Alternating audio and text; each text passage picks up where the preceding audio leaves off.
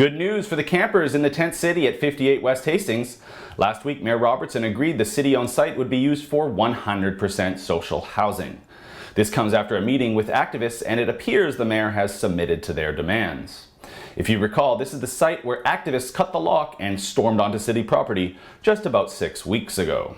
But who will be paying for this new social housing? Well, it certainly won't be the city, as the mayor has called for more funding by the provincial and federal governments for up to 20 city-owned sites that he would like to see developed into social housing. But specifically regarding the site at 58 West Hastings, the mayor said, and I quote, "Whoever the next provincial government elected next year is, they have to commit to raising shelter rates so people can afford to live in this province. They have to commit to solving homelessness." But Mr. Robertson, that was your commitment. That was your promise. That is why you were first elected in 2008, on your promise to end homelessness. And here we are today with the homeless count now doubled. Just like so many other left-wing politicians before him, he has overpromised and underdelivered when it comes to helping the most vulnerable people.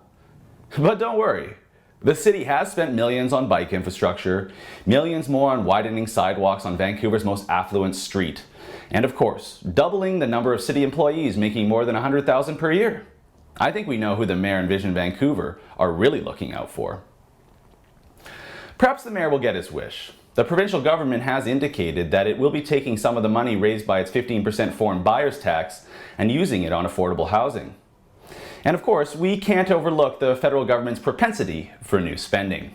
But beyond who is going to foot the bill, what kind of message will this send to activists who may see this as a victory?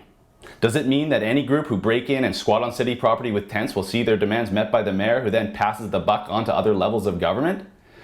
This sets a terrible precedent, and I suspect this may only be the beginning. You know, solving homelessness in Vancouver may actually be an impossible task. As our Sheila Gunn-Reid reported, many BC homeless shelters have seen a spike in capacity as many out-of-work Albertans have made their way west. So I'm not going to stand here and say the province or the feds shouldn't put any money into social housing. But how about this idea? Let's have conditions and accountability.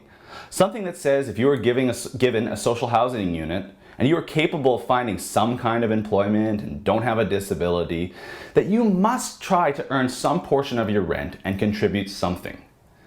Because, you know, I hate to say this, but far too often I see activists and people on our streets, and especially young people, who don't even want to work, even if they can. For TheRebel.media, I'm Christopher Wilson. Thanks for watching. Click here to never miss a Rebel update. Want even more of The Rebel? Well, click here to become a premium member.